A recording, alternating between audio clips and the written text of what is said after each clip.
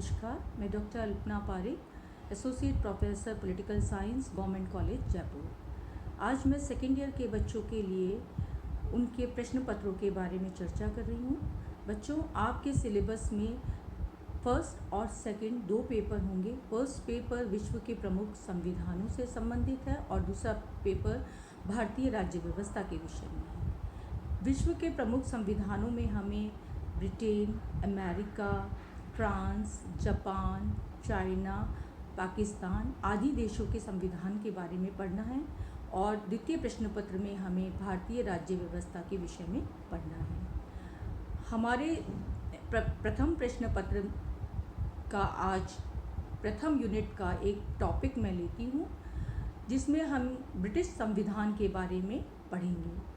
British संविधान के विषय में, उसके इतिहास के विषय में बहुत लंबा चौड़ा विस्तृत वर्णन हमें करना है, किंतु ऑनलाइन उसकी अपनी एक लिमिटेशन है। इसलिए मैं पहले आपको ब्रिटिश संविधान की विशेषताओं के बारे में बताऊंगी। उसके बाद हम इसी बीच में धीरे धीरे विश्व के ब्रिटेन के इतिहास की भी चर्चा करते रहेंगे। बच्चों, ब्रिटेन का संविधान जो है वो अपने आप में अनूठा है और बहुत सारी विशेषताओं से सुसज्जित है। कुछ विशेषताएं हैं, जैसे कि ब्रिटेन का संविधान विकसित संविधान है, अलिखित संविधान है, एकात्मक संविधान है, लचीला संविधान है, प्रेतरक और सीमित राजतंत्रात्मक संविधान है, धर्मनिरपेक्ष संविधान नहीं है, संसदीय शासन प्रणाली है, संसद की सर्वोच्चता है, मिश्रित संविधान है, विधि का शासन वहाँ है और वहाँ के संविधान में सिद्धांत और व्यवहार में अंतर है।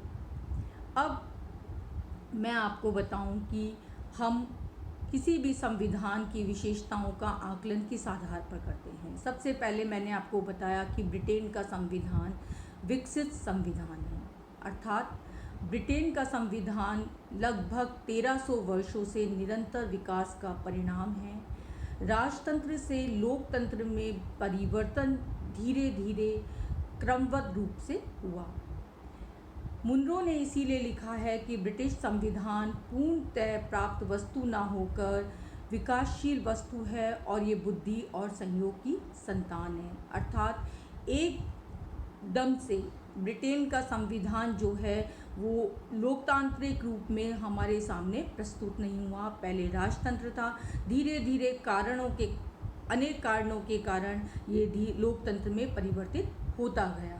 उसके बाद दूसरी जो विशेषता मैंने आपको बताई वो है अलिखित संविधान। संविधान जो है उसके दो रूप होते हैं, एक अलिखित संविधान, एक लिखित संविधान। विश्व के अधिकांशतः देशों का संविधान लिखित संविधान है, अर्थात उन्हें एक निश्चित समय पर एक निश्चित सभा के द्वारा लिखा गया है, किंतु ब्रिटेन का संविधान अलिखित संविधान है। ब्रिटेन का संविधान जो है वो अलिखित इस अर्थ में है कि उसके किसी भी भाग को किसी भी संस्था के द्वारा, किसी भी सभा के द्वारा नहीं लिखा गया, अपितु वो क्रमबद्ध अभिसमय और परंपराओं के पालन करते करते विकसित हुआ। ब्रिटेन का संविधान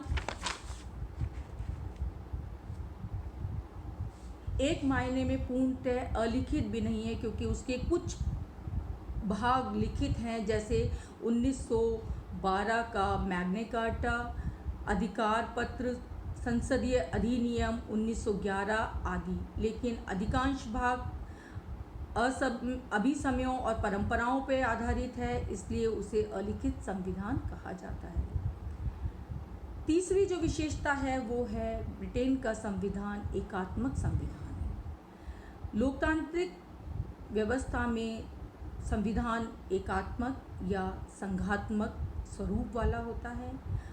किसी भी संविधान को हम एकात्मक और संघात्मक जो है वो शक्ति विभाजन के आधार पर कहते हैं। जहाँ शक्तियों का केंद्रीयकरण होता है वहाँ एकात्मक संविधान होता है, और जहाँ शक्तियों का विकेंद्रीकरण होता है वहाँ पर संघात्मक शासन व्यवस्था होती है। एकीकरण का मतलब है कि शासन की समस्त शक्तियाँ एक ही स्थान पर केंद्रित होना और एक ही सरकार के द्वारा चलाना, एक ही व्यवस्थापिका, एक ही कार्यपालिका और एक ही न्यायपालिका, जैसे कि ब्रिटेन में। उसके विपरीत संघात्मक संविधान वो होता है जहां शक्तियों का विकेंद्रीकरण होता है संघ और राज्यों के मध्य, जैसे कि भारत और अमेरिका जैसे देशों में।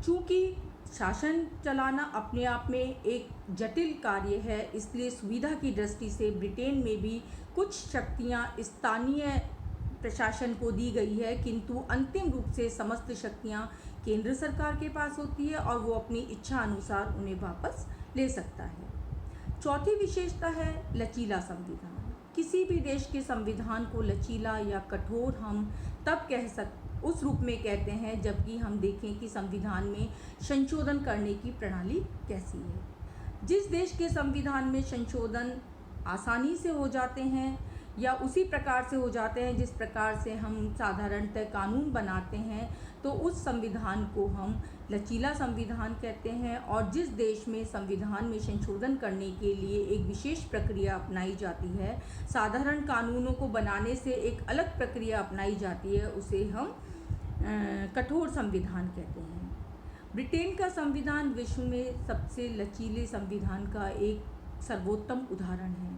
ब्रिटेन के संविधान में संशोधन करने के लिए किसी विशेष प्रक्रिया को नहीं अपनाया गया है, अपितु जिस तरीके से साधारण कानूनों का निर्माण किया जाता है उसी तरीके से संविधान में संशोधन भी कर लिया जाता है। इसके विपरीत अमेरिका का संविधान बहुत कठोर संविधान है, बहुत जटिल संविधान है। और यदि हम भारत के संविधान की बात करें तो वो एक मिश्रित संविधान है, क्योंकि कुछ विषयों में हम साधारणतः संशोधन कर लेते हैं और कुछ में संशोधन करने के लिए हमें विशेष प्रक्रिया अपनानी पड़ती है। प्रेतरक और सीमित राजतंत्र इसकी पांचवी विशेषता है। सन 1642 के पहले ब्रिटेन में राजतंत्र जो है वो बहुत अधिक शक्तिशाली था। समस्त शक्तियां राजाओं के पास थी, किंतु 1688 की गौरवपूर्ण क्रांति के बाद धीरे धीरे राजा की शक्तियों में शिथिलता आने लगी और राजा की शक्तियां अन्य संस्थाओं को हस्तांतरित होने लगी और ये संस्थाएं आगे चलकर लोकतांत्रिक संस्थाओं में परिवर्तित हुई। ब्रिटेन में अभी भी राजतंत्रात्मक शासन प्रणाली कायम है, किंतु वो केवल संवैधानिक नाम मात्र की व्यवस्था है। वास्तविक शासन व्यवस्था वहाँ प्रधानमंत्री और मंत्रिमंडल के हाथों में है। छठी जो विशेषता है वो है कि ब्रिटेन का संविधान धर्मनिरपेक्ष नहीं है। यद्यपि वहाँ के नागरिकों को धार्मिक स्वतंत्रता प्रदान की गई है, किंतु वहाँ का प्रधानमंत्री जो है उसके लिए ये आवश्यक है कि वो प्रोटेस्टेंट ईसाई होना ज़रूरी है। भारत की भांति ब्रिटेन को धर्मनिरपेक्ष राज्य नहीं बनाया गया है। सातवीं विशेषता है संसदीय शासन प्रणाली। देखिए, किसी भी लोकतांत्रिक व्यवस्था में शासन प्रणाली के दो रूप होते हैं, एक अध्यक्षात्मक और एक संसदात्मक। संसदात्मक शासन प्रणाली उसे कहते हैं जहां दोहरी कार्यपालिका होती है, एक नाम मात्र की और एक वास्तविक, जहां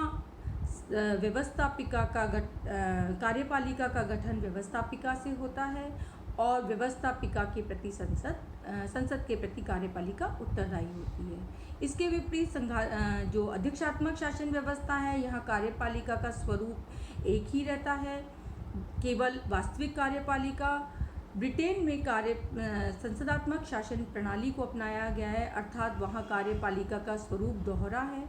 वहाँ एक नाम मात्र की कार्यपालिका है और एक वास्तविक कार्यपालिका। नाम मात्र की कार्यपालिका का प्रमुख राजा होता है और वास्तविक कार्यपालिका का प्रमुख प्रधानमंत्री और उसका मंत्रिमंडल होता है।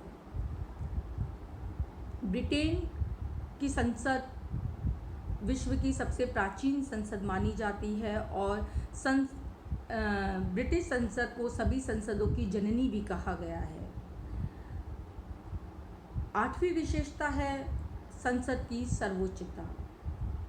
देखिए, लोकतांत्रिक देशों में संविधान सर्वोच्च होता है या संसद। भारत, अमेरिका जैसे देशों में संविधान को सर्वोच्च बनाया गया है, किंतु ब्रिटेन के शासन व्यवस्था में संसद सर्वोच्च है। वहाँ की संसद इतनी सर्वोच्च है कि उसकी शक्तियाँ असीमित हैं। डी लॉमे ने तो यहाँ तक कहा है कि ब्रिटेन की संसद सब कुछ कर सकती है सिवाय स्त्री को पुरुष और पुरुष को स्त्री बनाने के। अर्थात ब्रिटेन की संसद जो है वो समस्त शक्तियों की स्रोत है और संसद के द्वारा जो नियम बनाए जाते हैं वो अंतिम होते हैं, न्यायालय में भी उन्हें चुनौती नहीं दी जाती। नेक्स्ट जो विशेषता है वो है मिश्रित संविधान। ब्रिटेन का संविधान अनूठा संविधान है जहां राजतंत्र, कुलीन तंत्र और लोकतंत्र तीनों ही व्यवस्थाएं देखने को मिलती है।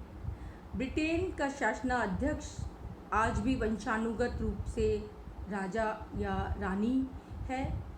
संवैधानिक रूप से समस्त शक्तियां सम्राट के पास होती है और शासन उसी के नाम से चलाया जाता है।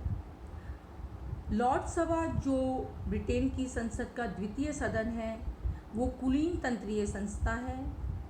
उसके सदस्य वंशानुगत आधार पर चुने जाते हैं और कुलीन वर्ग से उसके सदस्य आते हैं, इसलिए कुलीन तंत्र का स्वरूप जो है वो ब्रिटेन में हमें लॉर्ड सभा में देखने को मिलता है। किंतु ब्रिटेन की जो वास्तविक शक्तियां हैं वो प्रधानमंत्री और उसके मंत्रिमंडल के पास है, जो अंतिम रूप से जनता के प्रति उत्तरदायी है। अर्थात वहाँ पर लोकतांत्रिक व्यवस्था जो है वो इस रूप में कायम है। नेक्स्ट जो विशेषता है विधि का शासन, अर्थात ब्रिटेन की जो शासन व्यवस्था है वो कानून के वहाँ के बनाए हुए कानूनों के अनुसार चलती है। किसी भी व्यक्ति विशेष की इच्छा के अनुसार शासन व्यवस्था संचालित नहीं होती। डाइसी के अनुसार जहाँ पर विधि का शासन है वहाँ हमें 3 व्यवस्थाएं देखने को मिलती हैं। पहली, व्यक्ति को कानून का उल्लंघन करने का अधिकार नहीं है और कानून का उल्लंघन करने पर उसको दंडित किया जाएगा। कानून के समक्ष समानता होगी, अर्थात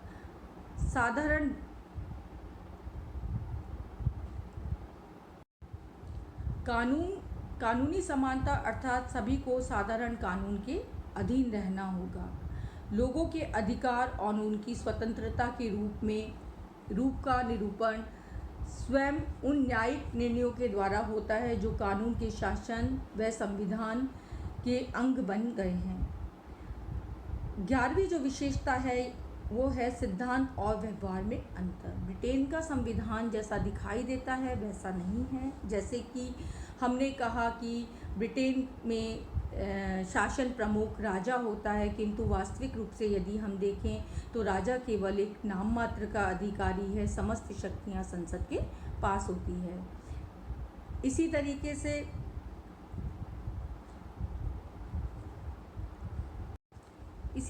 से मैंने आपको बताया कि ब्रिटेन में एकात्मक शासन व्यवस्था है, अर्थात समस्त शक्तियों का केंद्रीकरण है। किंतु चूंकि शासन प्रक्रिया अपने आप में एक जटिल कार्य है जो एक स्तर से संचालित करना बहुत मुश्किल है, इसलिए प्रशासनिक सुविधा की दृष्टि से ब्रिटेन में भी अपनी शक्तियों को स्थानीय स्तर पर हस्तांतरित किया गया है।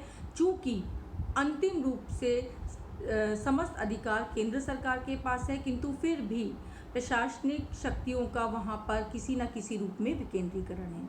इस प्रकार ब्रिटेन जो है वो विशिष्ट विशेषताओं से युक्त संविधान है, जिसके बारे में हमने आपको पढ़ा। अगले लेक्चर में हम इसके विषय में आगे पढ़ेंगे। धन्यवाद।